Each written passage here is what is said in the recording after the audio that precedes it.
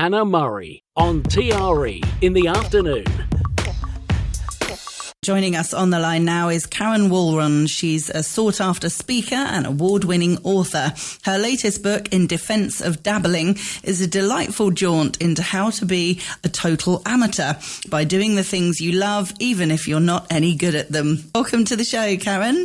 Oh, I'm thrilled to be here. Thank you so much for having me. Oh, it's a pleasure. It's great to have you. And what a lovely idea this is that, you know, we're always under such pressure to be perfect at everything. And you're saying we don't need to be. Absolutely. You know, it's so funny. When I first started writing this book, I thought it's just going to be a book about, you know, a light book about hobbies. But what I really found is that by focusing on something that we just love to do without focusing on either profitability or perfection and having a regular cadence of doing it, it can be a really self-compassionate, self-transcendent way to live. Yeah, absolutely. So you were dabbling in lots of different things while you were writing the book, weren't you? I did, yes. I followed the book. I created the 7 attributes of intentional amateurism. So things like curiosity and mindfulness and play and playing with your comfort zone's edge. And for each of them, I tried something new. So for curiosity, I tried pottery. For my comfort zone, I took surfing lessons. And so it was really sort of an adventure in dabbling in quite a handful of things. Oh, great. And did you find that any of the things you dabbled in, you really enjoyed and will do them again? Oh, for sure. But pottery has really consumed me now. So I now have a membership to a pottery and I go 3 or 4 times a week. Some of the other ones, not so much. Yeah. That's amazing. And how did you get on with surfing? I'm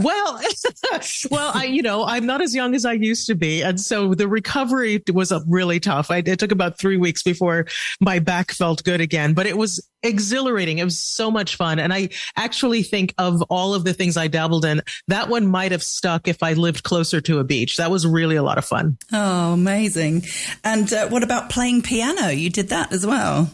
Yeah, so that was an exploration in self-compassion. I wanted to explore something that I used to be really good at but hadn't done in a while because I knew it might get a little frustrating not knowing exactly everything that I used to know. And so I went back to piano. I played for many, many years when I was a preteen and a teenager, and I haven't played in decades. And it was really interesting because one, I was sort of heartened by what I remembered. It was a little bit discouraging what I didn't remember. But what surprised me the most is I didn't come away from it feeling like it was going to be something that stuck. It was, I was like, you know what? That was a great time for my life back then, but it's not something I really feel moved to continue right now. So that was sort of a revelation. Yeah. So why did you stop playing the piano? Oh, life. I played when I was at home. My parents had a piano and then I went off to college and law school and I didn't have access to a piano. So, life just sort of got in the way, as usually happens with a lot of the things that we've done in childhood. A lot of the things that we used to love to do, life gets in the way and you don't do them anymore.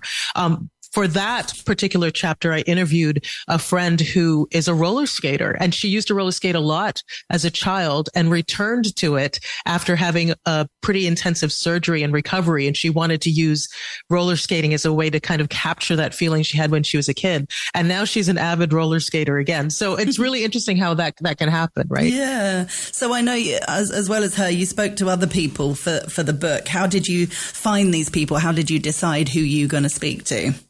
It wasn't easy because the whole point of the book is to do things that maybe you're not that good at. And so finding out what people weren't good at was kind of tough because most people will put on the internet or anything, things they are really good at, right? Yeah. So some of them were friends that I knew. Some of them found out that I was writing the book because I would write about little things that I was discovering along the way on my Substack or on social media.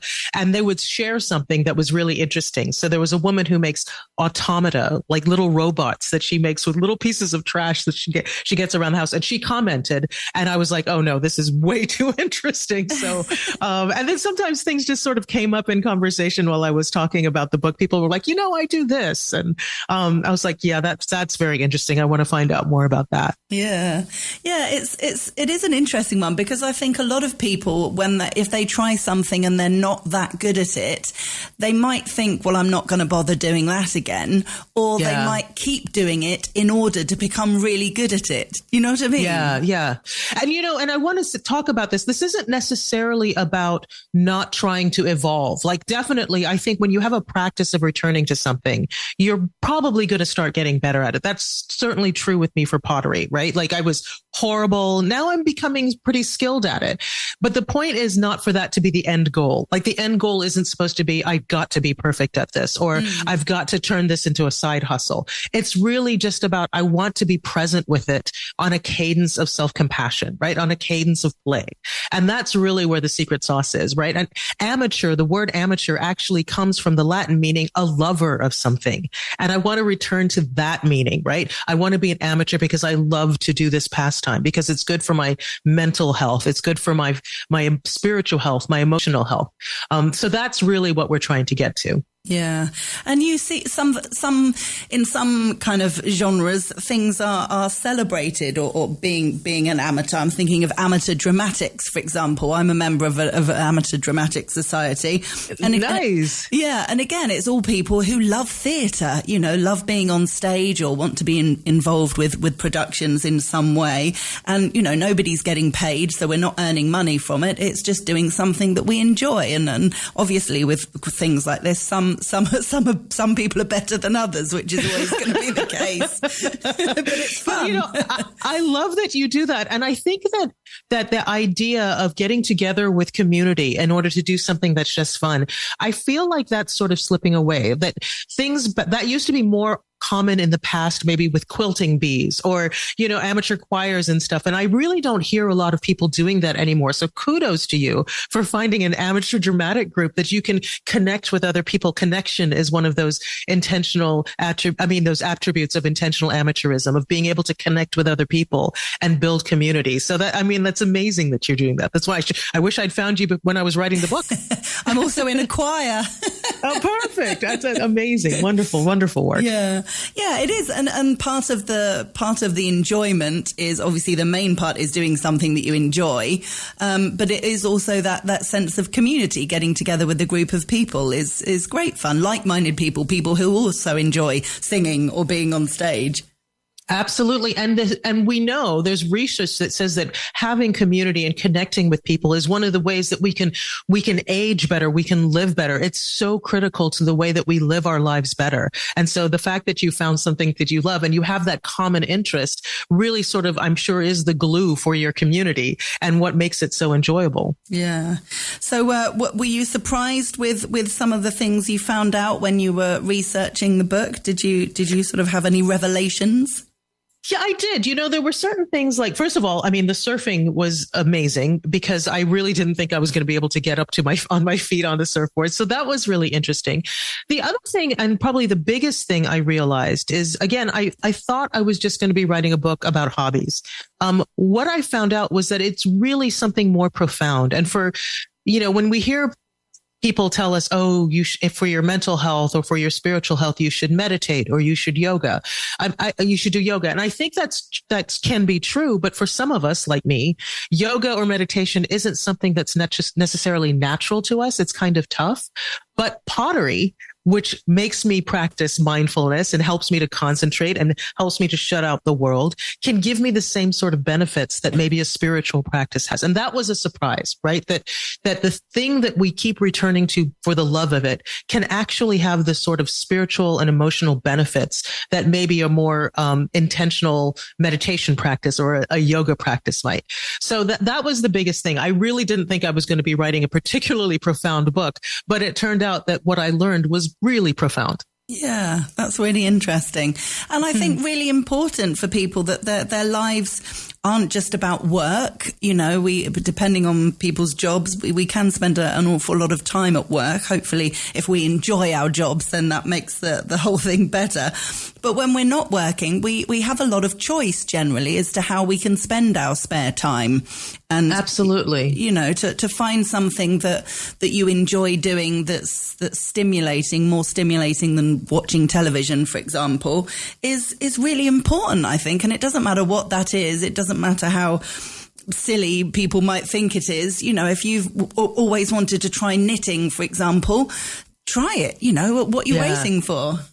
Absolutely. And when I was pitching this book actually to my publisher, she told me that there was a young woman on the marketing team who said, I'm so focused on my career because I want to make my people proud, my family proud, that I feel like I've forgotten how to be interesting. And so, I thought that was such a heartbreaking thing to say. And now I tell people, I'm like, I don't think your job makes you interesting. I think your hobbies do, right? Your job is great and it may be very cool. It can be a very cool job, but the thing that you do that you would do regardless of being paid, because it really turns you on, it turns on sparks something in your being. That to me is a really interesting thing. And just think about how much we model for younger people, especially when we pursue a hobby, we pursue what we love, and shows that life can always be about learning and learning new things and tapping into curiosity. I really, really believe that it's something that can be very transformative.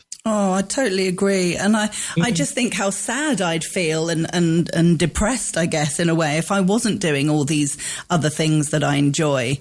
If I imagine my life without any of those things, I'd be wanting to do those things. I mean, it's just weird to imagine. And I feel sad that there could be people out there that aren't finding things that they enjoy and trying new things.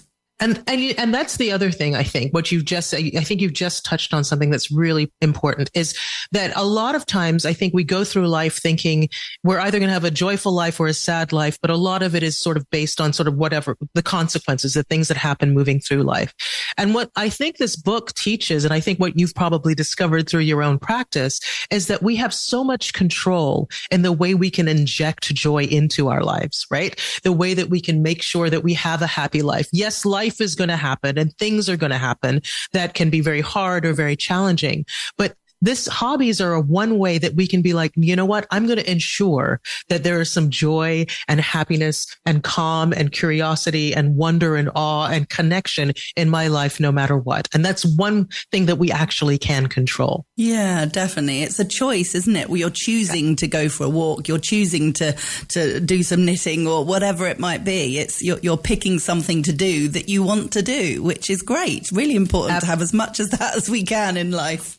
Absolutely. And just imagine, with the crazy that's going on in the world with politicians or pandemics or whatever crazy things happening in the world, how lovely to have this one thing or two things or three things or a dozen things that you can actually control in your life, right? That it's something that you can be a part of making some beauty and joy and light in your life.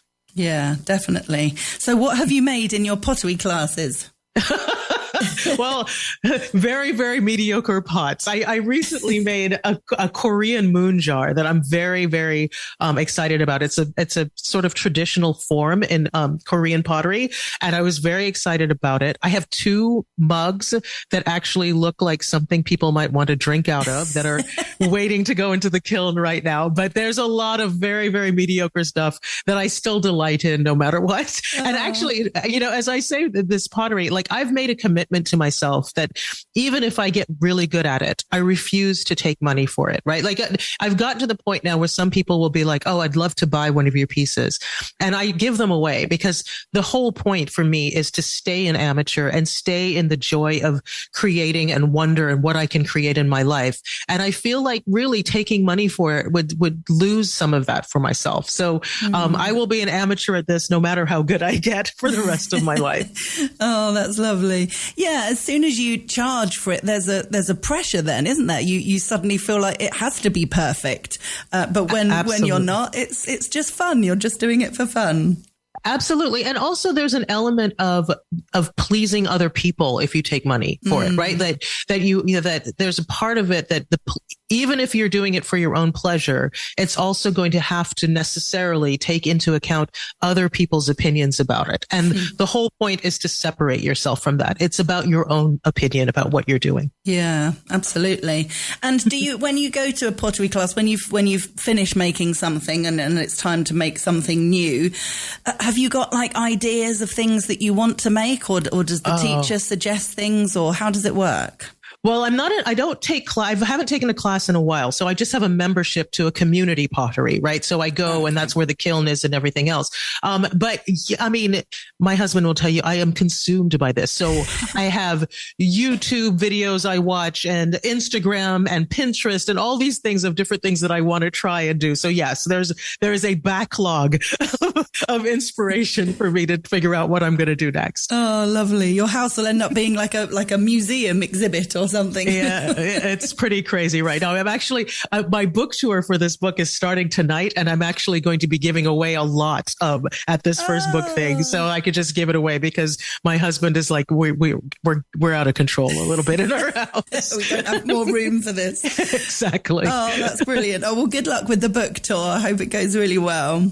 Thank you so much. And one of the things I'm really excited about is I'm going to be in England for the very end of the book tour. So the book gets to go a little international for me this time. So I'm very excited about it. Oh, fantastic. Very exciting.